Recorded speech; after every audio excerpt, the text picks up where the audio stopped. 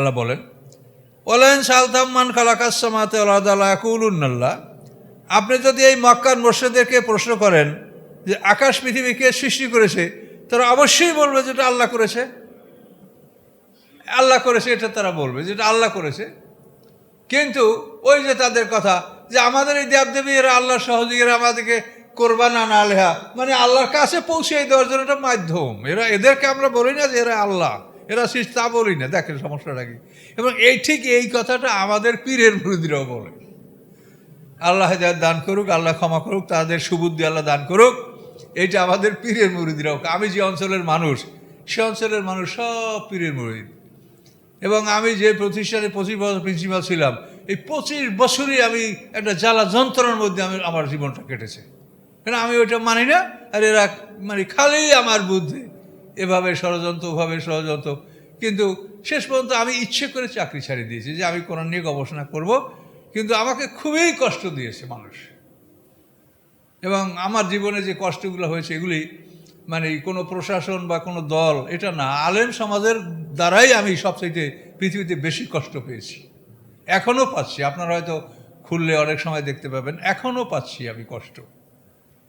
এজন্য আল্লাহ ছাড়া কারো কিছু করার নেই। যারা ভালো পথে চেষ্টা করে তারা সবাই কষ্ট পায়, এটা আমি একা না, সবাই কষ্ট পায়। আল্লাহ যারা ধৈর্য ধারণ তৌফিক দান করেন, বলুন আল্লাহুম্মা আমিন। তো এখন দেখেন মুশরিকরা কি বলে। আল্লাহ বলেন, হে রাসূল, আপনি জিজ্ঞাসা করেন মান খালাকাস সামাওয়াতি ওয়াল আরদা, আকাশ পৃথিবী কে সৃষ্টি করেছে? লা ইয়াকুলুন্নাল্লাহ, ওরা বলবে অবশ্যই আল্লাহ সৃষ্টি করেছেন।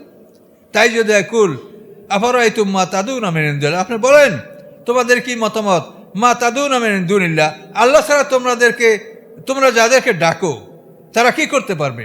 আপনি বলেন ইন আরাদাল্লাহু বিদুররিন হাল হুন্না কাশিফাতু দুররি, আল্লাহ যদি আমার কোনো ক্ষতি করতে চায় তো ওরা কি আমার এই ক্ষতি দূর করতে পারবে? তোমরা যাদের ইবাদত করো, আল্লাহ যদি আমার কোনো ক্ষতি করতে চায়, তোমাদের মাবুদরা আমার এই ক্ষতি দূর করতে পারবে? আও আরাদানি বিরহমাতেন, অথবা আল্লাহ যদি আমার প্রতি কোনো রহমত দান করতে চান, হাল হুন্না মুমসিকাতু রহমাতিহি, তা আল্লাহর রহমত কি তারা ঠেকাতে পারবে? বন্ধও করতে পারবে না, ঠেকাতেও পারবে না। আবার বিপদ দিলে তাও ওরা রক্ষা করতে পারবে না, কিছুই পারবে না ওরা। কুল, আপনি বলেন হাসবি আল্লাহ, আল্লাহ আমার জন্য যথেষ্ট। হাসবি আল্লাহ, এটা রাসূল নিজের কথা, এই জন্য 1 বছর। আর আমরা যখন বলবো তখন বলবো হাসবুনাল্লাহু, আমাদেরকে আল্লাহ তাআলা, আমাদের জন্য আল্লাহ তাআলা যথেষ্ট হবেন। হাসবুনাল্লাহু ওয়া নি'মাল ওয়াকিল, আমাদের জন্য আল্লাহ যথেষ্ট, এবং তিনি অতি উত্তম অভিভাবক। আর এখানে রাসূল একাই জন্য হাসবি আল্লাহ 1 বছর। কুল হাসবি আল্লাহ, আপনি বলেন যে আমার জন্য আল্লাহ যথেষ্ট। আলাইহি ইয়াতাওয়াক্কালুল মুতাওয়াক্কিলুন, এবং নির্ভরকারীরা যেন আল্লাহর উপরেই নির্ভর করে। আপনাদের রিলায়েন্স একমাত্র আল্লাহর উপরে, আল্লাহর উপরে আমরা নির্ভর করব। আল্লাহ আমাদের সব মুসিবত থেকে রক্ষা করবে। কুল ইয়া কওমি ইমালু আলা মাকানাতিকুম, আপনি বলেন হে আমার জাতি, তোমরা তোমাদের অবস্থানে থেকে তোমরা তোমাদের কার্য চালিয়ে যাও। ইন্নী আমিলুন, আমিও আমার কার্য চালিয়ে যাচ্ছি।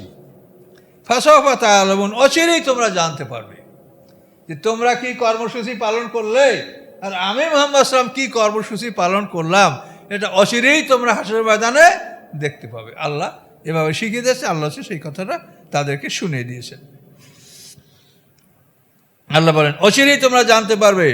মাইয়াতি আযাবুন ইখজি, কাদের কাছে আসবে ওই শাস্তি, যে শাস্তি তাদেরকে অপমান করবে। অপমানজনক শাস্তি কাদের কাছে আসবে, এটা অচিরেই তোমরা দেখতে পাবে। ওয়াহিল্লু আলাইহি আযাবু মুকিম, এবং কাদের উপরে চিরস্থায়ী শাস্তির দরজা উন্মুক্ত হয়ে যাবে, এটা তোমরা দেখতে পাবে। চিরস্থায়ী শাস্তির দরজা তোমাদের উন্মুক্ত হয়ে যাবে, কোনোদিন তোমরা ওই শাস্তি থেকে আর মুক্তি পাবে না। নূতন আকাশ পৃথিবী সৃষ্টি করা হবে, সেই আকাশ পৃথিবী যত দিন থাকবে তত দিন পর্যন্ত তোমার বেঁচে থাকবে, মরবে না, এবং এই শাস্তি ভোগ করতেই থাকবে। সূরা হুদের মধ্যে একটা স্পষ্ট বলা, মা দামাতিস সামাওয়াতু ওয়াল আরদ, আকাশ পৃথিবী যদি, এই পৃথিবী ধ্বংস করা হবে, তো এইটার পরে আল্লাহ যে আকাশ, যে জগৎ পৃথিবী সৃষ্টি করবে, যেখানে আমাদেরকে আল্লাহ জান্নাত ব্যবস্থা রেখেছেন, সেই জগৎ যতদিন থাকবে ততদিন পর্যন্ত একটা মানুষের হায়াত হবে। সুবহানাল্লাহ বলে, এটি কেমন কথা! চিন্তা করলে অবাক হয়ে যাওয়া লাগে। আর চিন্তা করলে মনে হয় কিছুই বুঝি না। কি বুঝবো বলে, কিছুই বুঝি না। এখানে আসি, কোথায় আসি, কোথায় যাচ্ছি, এই পৃথিবীটা উড়ে বেড়াচ্ছে দৈনিক, মানে ঘন্টায় 43,200 মিনিট ঘুরতে। কোথায় যাচ্ছি? তো কোথায় ইল্লিন, কোথায় সিদ্দিন, কোথায় জান্নাত, কোথায় জান্নাত কিছু বুঝি? কোথায় আল্লাহ রুহ রেখেছেন, কোথায় আমাদেরকে মরা পরে রাখবেন, আমরা কিছু বুঝি? কিন্তু আমাদের সমাজের মূর্খরা ওই কবরকে ধরে রাখছে। কাজে এই জন্য এগুলো চিন্তা করতে হবে। এগুলো দেখেন যে বাস্তব আসলে যে আমাদের অবস্থাটা কোথায়। দুঃখজনক ব্যাপার যে যদি আলেমরা এই কথা বলে যে ও গবেষণাটা আমরা বুঝি না, হাদিসে আছে তাই মানবো, তাহলে কি হলো? আর তাহলে কি আর তাকে বুঝাবার থাকলো বলেন?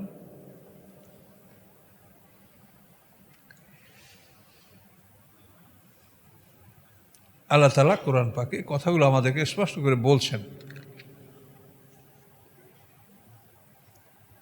ইন্না আনজালনা আলাইকাল কিতাব লিন-নাসি বিল হক। আল্লাহ বলেন, নিশ্চয়ই আমি এই কিতাব আপনার উপরে নাজেল করেছি মানুষের উদ্দেশ্যে, যে আপনি মানুষকে শোনাবেন। ইন্না আনজালনা আলাইকাল কিতাবা, আমি আপনার উপরে এই কিতাব অবতীর্ণ করেছি লিন-নাসি, মানুষের জন্য, বিল হক, সত্য সহকারে, ন্যায়সঙ্গতভাবে। ফামান ইহতাদা ফালিনাফসিহি, যে হেদায়েত গ্রহণ করে সে সৎপথে চলে, ফালিনাফসি, সেটা তার নিজের কল্যাণের জন্য। অমান দাল্লা, এবং যে বিপদগামী হয়, ফাইন্নামা ইয়াদুল্লু আলাইহা, এই বিপদগামী হওয়ার পরিণামটা তার উপরেই পতিত হবে। বিপদে চললে এর ফলাফলটা তার উপরেই পতিত হবে। অমান তা আলাইহিম বিওয়াকিল, আপনি তাদের উপরে কোনোভাবেই তাদের আপনি রক্ষক নন, যে আপনি রক্ষা করবেন বা করলেন না কেন, এরকম কোনো কথা আপনাকে বলা হবে না।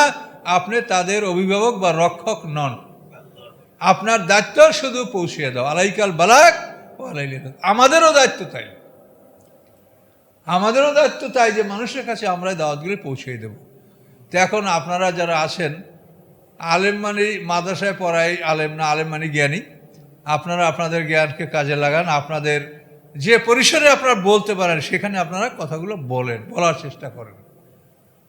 আপনারা 2-5টা লোককে বলেন, তাতে জীবনে আল্লাহর কাছে এটা আপনার জন্য একটা বিরাট সম্পদ হবে পরকালে। এই দাওয়াতি কাজ সকলকেই আল্লাহ তাআলা করতে বলেছেন। আল্লাহ ইয়াতাফাল আনফুসা হিনা মাউতিহা, আল্লাহ তাআলা নফসগুলি হস্তগত করেন মৃত্যুর সময়। আমরা যখন মরি তখন আমাদের মধ্যে যে নফস আছে, নফসে মুতমাইন্না, নফসে লাওয়ামা, নফসে আম্মারা, এগুলি আল্লাহ তাআলা ইয়াতাফা মানে বুঝে নেওয়া, যে এই নফসটা কার, আমার না ইনার কার, এটা আল্লাহ বুঝে নেন। এটা যদি না বুঝে নিয়ে মানে ঘরে যদি এক পাত্রের মধ্যে রাখে, তাহলে কার কোনটাতে আবার ভাগ করে দিবে কেমন করে কন তো? এই মানুষগুলি আমরা তো মারা যাচ্ছি, তো এগুলি যদি ইয়াতাফা শব্দ তো বুঝে নেওয়া, যে এইটা কার নফস, এটা সম্পূর্ণ রেকর্ড সহ সংরক্ষণ করেন আল্লাহ। তাহলে এটা কি করে আবার আমরা ফেরত পাচ্ছি? যে জিনিসটা আপনি জমা রাখবেন সেটা তো আপনি ফেরত পাবেন। তো এই জন্য আল্লাহ বলছেন ইয়াতাফা শব্দের অর্থ একটা জিনিস বুঝে নেওয়া, সম্পূর্ণ বুঝে শুনে সেটাকে হস্তগত করা, জমা নেওয়া। তা আল্লাহ ইয়াতাফাল আনফুসা হিনা মাউতিহা, মৃত্যুর সময় মানুষের নফসগুলিকে আল্লাহ তাআলা হস্তগত করেন। এটা কোনো সোজা ব্যাপার না। এই মানুষের জীবন মরণ এটা সোজা ব্যাপার না। এই জন্য আমি বলছি যে আপনারা ভালো করে দেখেন যে মৃত্যু এবং হাসর এর মাঝখানে মানুষকে জীবিত করার মতো কোনো প্রমাণ কোথাও নাই। অথচ এইটা নিয়ে আপনারা এমন হুড়াহুড়ি করেন যে ওরে বাপরে, এইটা যে বিশ্বাস করেন সে কাফের হয়ে গেল। কোরআনে নাই, এইটা বিশ্বাস না করলে কাফের, আর কোরআনে যা আছে এইটা বিশ্বাস করলে আমরা অপরাধী, তাই নাকি? তো এটা যাই হোক, আল্লাহ তাআলা হেদায়েত দান করুন। আমি তো রাগ করি, আমি অনুরোধ করছি যে আপনারা একটু দেখেন খুঁজা কি পান। যদি পান, আমি পাইনি, আপনারা তো পেতেও পারেন, বলেন আপনারা যে আমরা পেয়েছি। আবার তারা বলে কি জানেন, এই এত উলামায়ে কেরামরা এইটা বলে, আর কবর আযাব তো সব আলেমরাই বলে। সব আলেমরাই তো ওয়াজ করতে শুরু করলে কবর আযাবের ওয়াজ করে, সব আলেমরা বলে। এখন আল্লাহ তাআলা কোরআনে কি বলছেন সেটা শোনেন। আল্লাহ বলছেন, আল্লাহ তার রাসূলকে বলছেন, ওয়াইন তুতে আকসারা মানফিল আরদি ইউদিল্লুকা আন সাবিলিল্লাহ, সূরা আনামের 116 নম্বর আয়াত। আল্লাহ, হে রাসূল, ওয়াইন তুতে আকসারা মানফিল আরদ, পৃথিবীর অধিকাংশ মানুষকে যদি আপনি অনুকরণ করেন, ইউদিল্লুকা আন সাবিলিল্লাহ, তার আপনাকে ওরা আল্লাহর পথ থেকে বিপদগামী করে ফেলবে। অনেক লোকে কি করে এটা তো আল্লাহ মানতে বলেন নাই। কথা বুঝতে পারছেন? এই যে মেজরিটি, এই মেজরিটি কিন্তু আল্লাহ তাআলা কখনো বলেন নাই। পরামর্শ করতে বলেছেন, পরামর্শের মাধ্যমে মানুষের একটা মানে জটিলতা দূর হয়, কিন্তু সিদ্ধান্ত গ্রহণ করতে হবে ওই ব্যক্তি যে সবচাইতে জ্ঞানী। আল্লাহ রসুলের ইন্তেকালের পরে আবু বকর সিদ্দিক একাই বলছিলেন যে তোমরা যদি যুদ্ধে না যাও তো আমি একা যাবো, এই বলে ঘোড়ার উপরে লাফিয়ে উঠেছিলেন তিনি, আর ঘোড়াকে অগ্রসর করে দিচ্ছিলেন। সবাই তখন দাঁড়াইয়ে বলছেন তা আপনি বলেন কি করবেন, আপনার হাতে বয়াত গ্রহণ করছি, আপনার কথা মানবো। সবাই চাচ্ছিল যে এখনই যুদ্ধ করবো না, আল্লাহ রসুল ইন্তেকাল আর পরে করবো, কিন্তু আবু বকর সিদ্দিক এখনই করতে হবে। তো এখন আবু বকর সিদ্দিকের একা সিদ্ধান্ত, এবং এই সিদ্ধান্তের ফলে মুসলমানরা যে ফলাফলটা লাভ করেছে, পরে ওমর ফারুকও বলেছে, অন্য সবাই বলেছে যে আবু বকর সিদ্দিকের সিদ্ধান্তই ঠিক ছিল, আমরা যেটা বলেছি এটা ভুল। তাহলে মেজরিটির সিদ্ধান্ত না, সিদ্ধান্ত হলো জ্ঞানীর। জ্ঞানী যে সিদ্ধান্ত দেয় সেটা আপনি গ্রহণ করেন। মেজরিটি আপনি কি করবেন? মানুষের মধ্যে আপনি 100 লোক যদি এক জায়গায় একত্রিত করেন, তার 5টা লোক জ্ঞানী পাবেন না, পাবেন বলেন? তাহলে এই জন্য মেজরিটি আল্লাহ বলেন। আল্লাহ এই জন্য কি বলছেন? ওয়াইন তুতে আকসারা মানফিলার, পৃথিবীতে যারা আছে তাদের অধিকাংশকে যদি আপনি এতাত করেন, আনুগত্য করেন, মেনে চলেন, ইউদিল্লু কান সাবিলিল্লাহ, তাহলে ওরা আপনাকে আল্লাহর পথ থেকে বিপদগামী করতে হবে। তাহলে কি করতে হবে? আপনাকে কোরআনে যেটা না জেনেছে ওটা আপনাকে মানতে হবে। তাহলে ওনারা বলেন যে অনেক আলেম ওলামাদের এটা বলে এইটা আছে, তো অনেক আলেম ওলামা বলে সেটা মানতে হবে। কোরআনে যেটা আছে সেটা আপনাকে মানতে বলছে। কাজে এইসব বিষয়গুলি আমি আপনাদেরকে এবং ওলামা ইকরামদেরকে বলবো যে আপনারা বিবেচনা করেন। ফতুয়া দেওয়ার জন্য খুব আলেমরা হুড়াহুড়ি করে, অনেক আলেম দেখবেন বক্তারা এই অমুকে কাফের, অমুকে অমুক সমুক এগুলা বলছে, কিন্তু এই আলেমরা হাদিসের প্রতি তাদের খুব দরদ, আমরা হাদিস মানি, কিন্তু তারা কিন্তু হাদিস মানেন না। তার মানে হলো আল্লাহ রসুল বলছেন মান কালা লা ইলাহা ইল্লাল্লাহু লা তুকাফিরু বিযামবিন, যে ব্যক্তি লা ইলাহা ইল্লাল্লাহ বলে কোনো পাপের কারণে তুমি তাকে কাফের বলিও না। এখন সাহাবীরা বলে ইয়া রাসূলুল্লাহ ওয়াইন জানা ওয়াইন সারাকা, যদি জেনা করে চুরি করে তাহলেও কাফের বলবো না? আল্লাহ না, ওয়াইন জানা ওয়াইন সারাকা, জেনা করলে চুরি করলো তুমি কাফের বলিও না।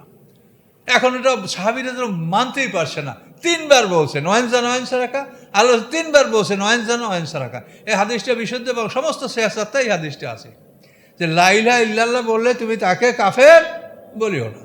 আমাদের এই সমাজে বহু লোক আছে যারা লা ইলাহা ইল্লাল্লাহ বলে কিন্তু নামাজ পড়ে না বা শরীয়তের বিধান মানিয়ে চলে না, কিন্তু আসলে তারা শিরকও করে না, মূর্তি পূজাও করে না, বা ওগুলাকে তারা ভক্তিও করে, আল্লাহকেই মানে, পরকাল মানে, কিন্তু অলসতা শয়তানের প্রশ্রয় হয়তো এখনও তারা শরীয়ত পালন করছে না।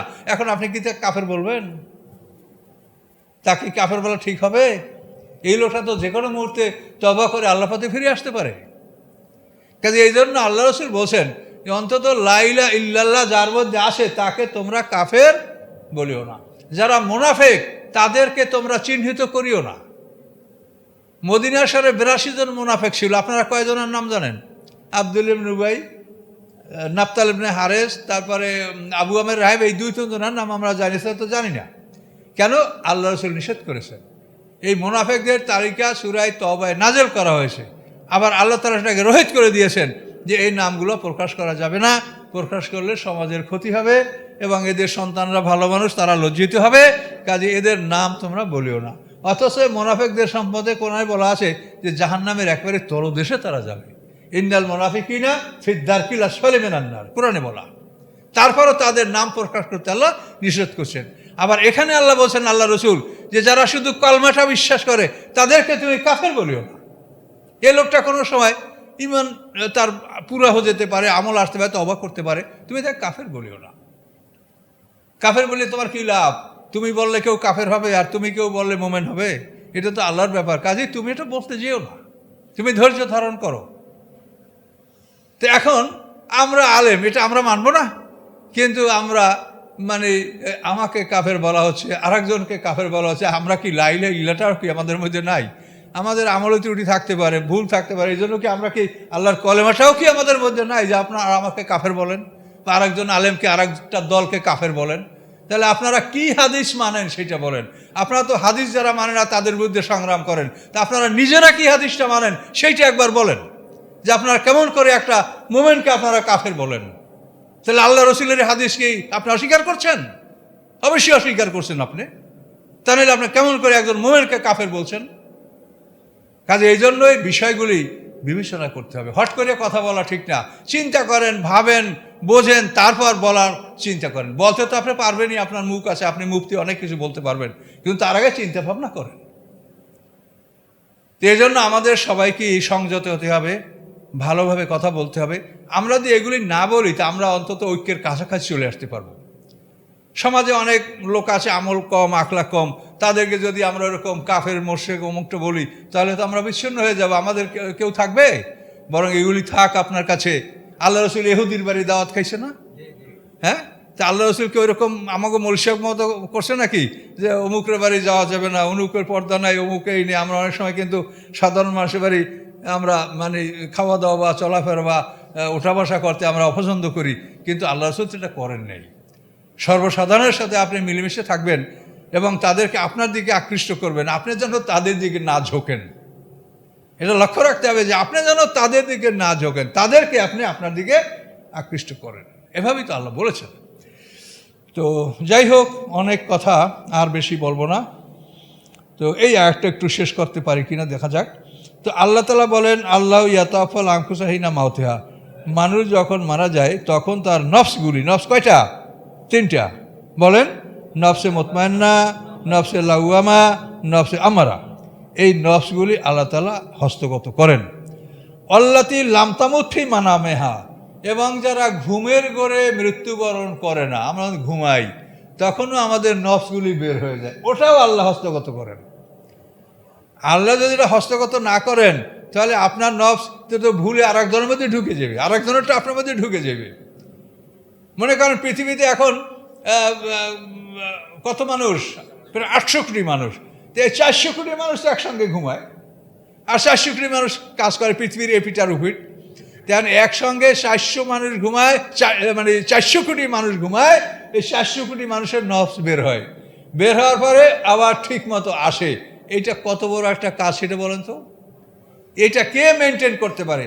আপনারা 1 লাখ লোকের কোনো এটা মেনটেন করতে পারবেন? তো এখন দেখেন আল্লাহ তাআলার মেনটেনেন্স, তার ব্যবস্থাপনাটা কত বড় কঠিন। এই জন্য আল্লাহ বলেন যে যারা ঘুমের মধ্যে মৃত্যুবরণ করে না, তাদের নফসগুলিও আল্লাহ তাআলা হিসাব করে তার হস্তগত, তার হাতে রাখেন। এরপরে কি করেন? ফায়ুমসিকুল্লাতি কাজা আলাইল মাউতা, যাদের উপরে মৃত্যুর সিদ্ধান্ত হয়ে গেছে তাদের নফসগুলিকে আর ছাড়া হয় না, ওগুলোকে আটকাই রেখে দেওয়া হয়। ওয়ুরসিলুল উখরা, এবং যারা মরে নাই, ঘুমাইছে, তাদের নফসগুলি ছেড়ে দেওয়া হয়। কথা বুঝতে পারলেন? সবই আল্লাহ হস্তগত করেন। যারা মরেছে, মৃত্যুপর, তাদেরগুলো আটকেই রাখা হয়, ছেড়ে দেওয়া হয় না। আর ওয়ুরসিলুল উখরা, অন্যদেরকে ছেড়ে দেওয়া হয়। কখন? ইলা আজালে মুসাম্মা, নির্ধারিত একটা সময় পর্যন্ত তার নফসগুলিকে ছেড়ে দেওয়া হয়। ঘুমের সময় আল্লাহ হস্তগত করেন, আবার ছেড়ে দেন, কিন্তু নির্ধারিত সময় পার হয়ে গেলে ওই নিবেন তো নিবেন, আর ছাড়া হবে না। এইভাবে আল্লাহ তাআলা রূহ এবং নফসকে হস্তগত করবেন মৃত্যুর পরে, এবং কিয়ামতের দিন এদেরকে জীবিত করা হবে এবং আল্লাহর সামনে বিচারের সম্মুখীন করা হবে। আর এই যে মাঝখানে যে একটা পর্দার আর জগৎ, এখানে আল্লাহ তাআলা মানুষকে সংরক্ষণ করবে। এই সংরক্ষণ পদ্ধতিতেই মানুষের আযাব হবে, সেটাকে কবর আযাব বা আযাবে বরযাক আপনি বলতে পারেন। সংরক্ষণ পদ্ধতি হল ইল্লিন এবং সিজিন। ইল্লিন মানে উন্নত জায়গা, সিজিন মানে জেলখানা। তো এই যে কবর আযাব, এটা এই কথাই প্রমাণিত যে জেলখানা মানে কি? দেখেন পেপারে একটা লোকের 6 বার জেল হয়েছে, এই জন্য 6 বছর পালাইয়ে বেড়াচ্ছে। তাহলে জেলখানাটা কত বড় মারাত্মক দেখেন তো। তা আল্লাহ তাআলা তো এই অপরাধীকে জেলখানায় রাখবে, তো এটাই তো কবর আযাব বা সিজিনের আযাব, বরযাকের আযাব। সিজিন না, বরযাকের আযাব। তো এই জন্য এই কথাগুলো দেখেন আল্লাহ সব কোরআনে বলছে। তাহলে যারা ঘুমন্ত অবস্থায় আছে, মরে নাই, তাদের নফসগুলি ফিরে দেওয়া হয় নির্ধারিত সময় পর্যন্ত। ইন্না ফি যালিকা লাআয়াতিন লিকাওমিন ইয়াতাফাক্কারুন, নিশ্চয়ের মধ্যে রয়েছে নিদর্শন জাতির জন্য যারা চিন্তা গবেষণা করে। এটার মধ্যে এইটা বুঝলে আপনি মৃত্যু বুঝতে পারবেন, যে আপনার ঘুমের সময় নফসগুলি আল্লাহ হস্তগত করেন, আবার ছেড়ে দেন। আর যারা মৃত্যুবরণ করে তাদেরগুলো আটকে রাখা, ছেড়ে দেওয়া হয় না। তো ঘুম আর মৃত্যু দুটো জিনিস একই। তো ঘুমের সময় 3টা নফস বের হয়, আর মৃত্যুর সময় এই নফসের সাথে রুহটাও বের হয়ে যাবে। এলো ব্যবধান। ঘুমের সময় শুধু 3টা নফস বের হয়ে যায়, আল্লাহ ইয়াকুজ আনফুসা, নফসের ব্যবস্থা আনফুস। আর মৃত্যুর সময় 3টা নফস এবং রূহ, এই 4টেই একসময় বের হয়ে যাবে এবং এদেরকে আল্লাহ সংরক্ষণ করবেন। এবং এগুলি এমন এক সংরক্ষিত সুরক্ষিত ব্যাপার, আপনি বুঝতেই পারছেন যে 400 কোটি মানুষ ঘুমায়, তাদের নফসগুলি আল্লাহ কীভাবে সংরক্ষণ করেন, আবার সঠিকভাবে প্রত্যেকটা মানুষের নফসগুলি তার মধ্যে এসে ঢোকে। এটা বিরাট ফাংশন। কাজে এই জন্য এই মরার পরে মানে মুনকার নাকিরের সামনে মানুষ জীবিত হবে, কে জীবিত করলো, কে কি করলো। আর মরার পরে যদি আপনি বলেন রব্বি আল্লাহ, তার উপকারটা কী হবে বলেন? মৃত্যুর ফেরেশতা আসার পরে কোনো মানুষ যদি বলে যে আমি আল্লাহ মানি, রসুল মানি, সব কিছু কবুল হবে কিছু? কারো ইমান কবুল হবে? এটা কোরআনে স্পষ্ট বলা আছে না যে ফেরাউন কীভাবে ইমান আনছিল। কাজে এখন এই তাহলে এই প্রশ্ন সুয়াজের কী অর্থ হবে যেখানে এটা আল্লাহর কাছে গৃহীত হবে না? এটা ভেন পারফরমেন্স, লাগবে, যেটাকে কোরআনে বলে লাগবে, বেহুদা। তা আল্লাহ কি কোনো একটা বেহুদা ফাংশন করবেন? এই জন্য আপনারা মানুষকে কাফের বলেন, চিন্তা ভাবনা করেন না। কাজে এই জন্য আমরা আল্লাহর কাছে দোয়া করি যে আল্লাহ যেন আপনাদেরকে হেদায়েত দান করে। আপনাদেরকে আমরা কিছু বলবো না, আপনারা ভালো মানুষ, আপনারা অনেক যোগ্য মানুষ, কিন্তু আপনাদের এই যোগ্যতাটাকে কাজে লাগান। এটা ফতুয়ার কাজে না লাগায় এক চিন্তা গবেষণা করেন। তো এই জন্য আমরা আর আগাবো না, এখানে আমরা গেলাম ইলা আজালেম মুসাম্মা ইন্না ফি যালিকা আয়াতুল লিকাওমিন ইয়াতাফাক্কারুন। এর মধ্যে নিদর্শন রয়েছে ওই জাতির জন্য তারা তাফাক্কুর করে, অর্থাৎ চিন্তা গবেষণা করে তাদের জন্য। এখন আপনারা যদি বলেন আমরা চিন্তা গবেষণা করবো না, যা হাদিসে যা পাইছি তাই মানবো, তাহলে এটা কি হবে? তাতে আল্লাহর কোরআনের খেলাফ হয়ে গেল। আল্লাহ তো বলছে চিন্তা গবেষণা করতে হবে তোমাদের। এটা হলো আমরা সূরা জুমারের 42 নম্বর পর্যন্ত চলে আসছি ইনশাল্লাহ। আবার যদি আল্লাহ বাঁচিয়ে রাখেন তো আবার দেখা হবে ইনশাল্লাহ। আর কালকে ভেরিপাড়া মসজিদেও ইনশাল্লাহ যাব। এখন শরীর অবস্থা খারাপ, ভালো মন্দ, এখন আর কত ভালো হবে শরীর। এই অবস্থায় মোটামুটি যতক্ষণ চলে তো আমরা চালাই যাব, কেমন? আর আপনাদের দোয়া, কত মানুষের দোয়া করেছে, আশ্চর্য খবর। সবাই বলে হুজুর আমরা এত মানুষের দোয়া করি আপনার জন্য, আল্লাহ কি এটা শুনবে না? আল্লাহ শুনলে শুনতে পারেন, এটা আল্লাহর ইচ্ছা। কিন্তু সময় ফুরিয়ে গেলে আমাকে যেতেই হবে, তখন আর কারো দোয়ায় কিছু কাজ হবে না। তো আল্লাহ যতক্ষণ সময় রাখবেন ততক্ষণ যেন সুস্থ রাখেন, সেইটা দোয়া করেন। আস্তাগফিরুল্লাহাল্লাযী লা ইলাহা ইল্লা হুয়াল হাইয়ুল কাইয়্যুম ওয়া আতুবু ইলাইহি লা হাওলা ওয়া লা কুওয়াতা ইল্লা বিল্লাহিল আলিয়্যিল আযীম। আল্লাহুম্মা সাল্লি আলা মুহাম্মাদ ওয়া আলা আলি মুহাম্মাদিন কামা সাল্লাইতা আলা ইব্রাহিম ওয়া আলা আলি ইব্রাহিম ইন্নাকা হামিদুম মাজিদ। আল্লাহুম্মা বারিক আলা মুহাম্মাদ ওয়া আলা আলি মুহাম্মাদিন কামা বারাকতা আলা ইব্রাহিম ওয়া আলা আলি ইব্রাহিম ইন্নাকা হামিদুম মাজিদ। আল্লাহুম্মা আমিন। ربنا ظلمنا أنفسنا وإن لم تغفر لنا وترحمنا لنكونن من الخاسرين. ربنا لا تزغ قلوبنا بعد إذ هديتنا وهب لنا من لدنك رحمة إنك أنت الوهاب. ربنا لا تؤاخذنا إن نسينا أو أخطأنا. ربنا ولا تحمل علينا إصرا كما حملته على الذين من قبلنا. ربنا ولا تحملنا ما لا طاقة لنا به واعف عنا واغفر لنا وارحمنا أنت مولانا فانصرنا على القوم الكافرين. আল্লাহ আপনি আমাদের সবাইকে মাফ করে দেন। আল্লাহ আমরা এখানে ভালো মন্দ, আল্লাহ সবাই আপনার গোলাম, আপনার ঘরে আমরা হাজির হয়েছি। আল্লাহ আপনি আমাদের সবাইকে মাফ করে দেন, সবাইকে গোলাম হিসেবে কবুল করুন। আল্লাহ আপনার দিন মেনে আপনাদের মৃত্যু পর্যন্ত আপনার দিনের উপর প্রতিষ্ঠিত থাকতে পারি। আল্লাহ আপনাদের সাহায্য করুন, আমাদের প্রতি দয়া করুন। আল্লাহ আমাদের মধ্যে অভাবগুলি আছে সেখানে আমরা অপারগ, আল্লাহ এই বিষয়গুলি আপনি আমাদের ক্ষমা করে দিয়েন। আল্লাহ সুবহান রাব্বিকা রাব্বিল ইজ্জাতি আম্মা ইয়াসিফুন ওয়া সালামুন আলাল মুরসালিন আলহামদুলিল্লাহি রাব্বিল আলামিন। আসসালামু আলাইকুম।